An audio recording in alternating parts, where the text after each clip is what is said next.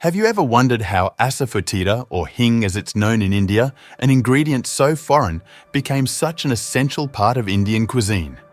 This intriguing journey begins in the far-off lands of Central Asia, from eastern Iran to Afghanistan, where Asafoetida is originally from. Today, these regions remain the primary cultivators, exporting this unique spice to other corners of the world. Interestingly, despite its foreign origins, Asafoetida is not a newcomer to India. It's a common misconception that this aromatic spice was introduced to India by the Mughals. However, ancient texts and the work of scholars suggest otherwise. Asafoetida, it appears, has been entwined with Indian culture since around 600 BCE. Additionally, K.T. Acharya, a famous historian, mentions that meat dishes spiced with hing are mentioned in the Indian epic, the Mahabharata, events that possibly occurred in the 8th or 9th century BCE. Even the Manasollasa, a text from the 12th century AD, mentions the use of hing in preparing fish dishes.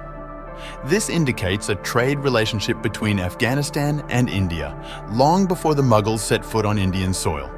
So, it seems, hing has been a part of Indian culture for centuries, long before the Mughals arrived.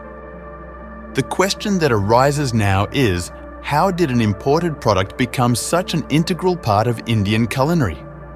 To answer this, we delve into the annals of history, where Asafoetida first marked its presence as a complementary spice in meat dishes, primarily due to its digestive properties.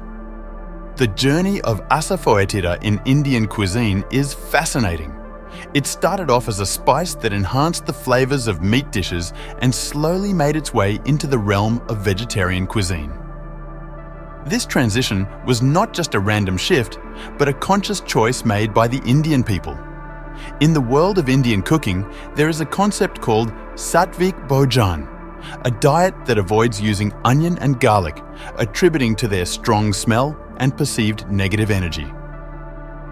Asafoetida rose in popularity as people started exploring alternatives that could still add depth to their dishes without these ingredients. Despite not having a repelling smell of onion and garlic, Asafoetida packs a punch in terms of flavor. But the allure of this spice doesn't stop at its taste. Asafoetida is also revered for its health-promoting properties, especially for digestion.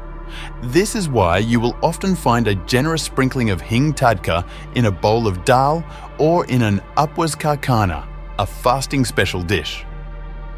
Eating these dishes after a long gap, like fasting, may cause flatulence, and Asafoetida helps reduce this discomfort. Whether it's a simple dal or a fasting special dish, you'll find the distinctive flavor of hing making its presence felt. With such an essential role in Indian cuisine, one might wonder why Asafoetida isn't grown in India. Well, it's all about the soil and climate. Asafoetida is a finicky plant that thrives best in sandy soils and arid climate like those found in Iran and Afghanistan. The plant needs cold and dry conditions. Temperatures are between -4 degrees Celsius and 35 degrees Celsius. There is very little moisture, and there is an annual rainfall of not more than 200 mm.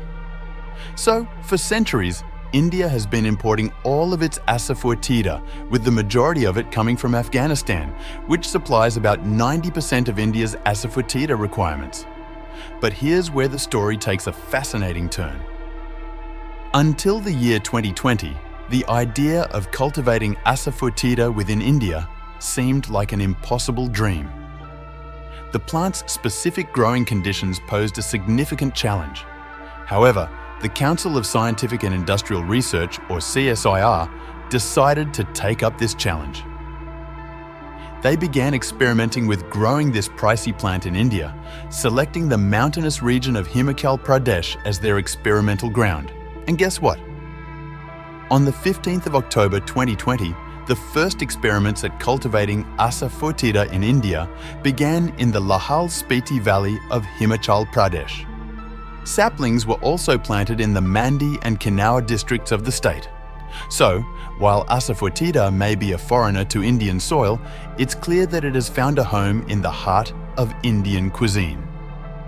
With the first successful experiments of growing Asafoetida in India, the journey of this foreign ingredient in Indian cuisine has come a full circle.